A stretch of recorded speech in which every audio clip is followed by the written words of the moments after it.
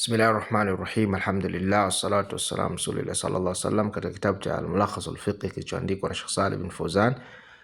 Halaka ya 5 anaendelea kusema katika ahkam za Eid, akisema yusannu taqdimu salati al-adha wa ta'khiru salati al-fitr, kwamba imesuniwa katika sala ya Eid kuwahisha Eid ya kuchinja na kuchelewesha Eid ya fitr, hii ambayo inaswaliwa. Lima rawa ash-Shafi'i mursalan, kutokana na riwaya aliyopokea Imam Shafi'i mursalan, yani imepokelewa moja kwa moja kutoka kwa Mtume sallallahu alaihi wasallam, na mtu ambaye ameripoti si sahaba. Ana nabiy sallallahu alaihi wasallam kataba ila Amr ibn Hazm, kwamba Mtume alimwandikia Umar ibn Hazm, yani ana ajil al-adha wa akhir al-fitr, kwamba waisha Idi ya kuchinja na chelewesha Idi ya baada ya Ramadhan. Wadhakir an-nas, na wakumbushe watu, na inafanya hivyo ili waliyattasi yani waqtu adh-dhahiyati bitaqdim salati fi al-adha, waliyattasi waqt liikhraj zakat al-fitr qabla salat al-Eid. Yani hikma yake ya kuwahisha sala ya Idi ya kuchinja ili uwe wakati mrefu watu kuchinjwa vinyama baada ya sala ya Eid, kuchinja wanyama wa siku hiyo Eid ya kuchinja, na inachelewesha Eid al-Fitr ili watu wapate wakati wa kutosha ili waweze kutoa zakatul fitr kabla ya sala. Kwa hiyo hiyo ndio sunna Mtume sallallahu alaihi wasallam kwa wasimamizi wote wa sala hizi. Wa yusannu an yakula qabla al-khuruj li salati al-fitr tamarat, na imesuniwa kabla mtu kuchoka kwenda kwenye kusali salati al-Eid ale tende. Wa an la yat'ama yawm an-nahr hatta yusalli, na asile chochote siku ya Eid ya kuchinja mpaka asali.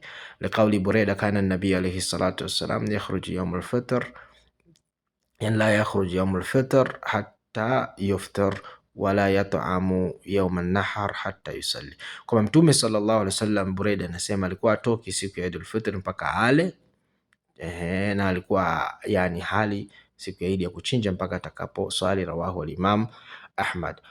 Qala Sheikh Taqiyuddin, yani Ibn Taymiyyah rahmatullahi ta'ala alayhi, lamma qaddama Allahu as-salata ala an-nahri fi qawli, yani Allah subhanahu wa ta'ala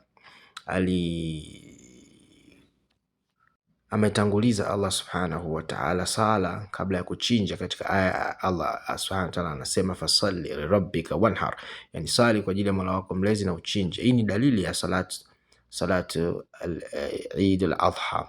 Sawa, katika Eid al-Fitr akatanguliza at-tazakki, kutoa zaka, faqaddama at-tazakki ala salati fi qawli Allah ta'ala qad aflaha man tazakka, na tumesoma maana ya tazakka, yani akhraja zakat al-fitr wa akhraja zakat al-fitr, na wadhakara isma rabbih fasalla, ni dalili ya sala ya Eid baada ya kutoa zakatul fitr.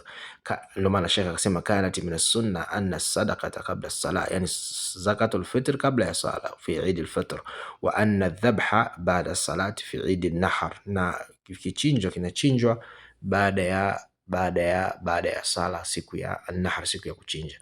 Wa yusannu at-tabkir fi al-khuruji li salati al-Eid liyatamakkana min ad-dunuwi min al-imam wa tahsulu lahu fadilatu al-intidhar as-salah, yani fayakthuru thawabuhu, na imesuniwa watu kuwai katika viwanja ili aweze mtu kuwa karibu na imam, kadhalika apate fadhila ya kuwai sehemu ambapo inasaliwa sala ya Eid ili zizidi thawabu za mtu huyo.